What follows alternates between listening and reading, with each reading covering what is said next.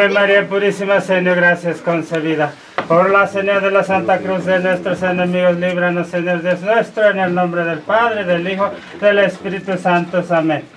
Envía, Señor, tu Espíritu y se renovará la paz de la tierra y todo será creado. Oh Dios, que leccionaste los corazones de tus fieles, eres bondad infinita, quien ama sobre todas las cosas. Propongo firmemente con tu gracia enmendar y evitar las ocasiones próximas de pecado.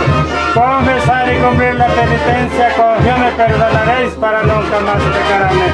Gloria al Padre, al Hijo y al Espíritu Santo. Amén. Te besito Jesús sacramentado aquí en tu sagrario, porque fuera de ti nada más quiero y nada más deseo. ¿A dónde estás, mi Jesús sacramentado?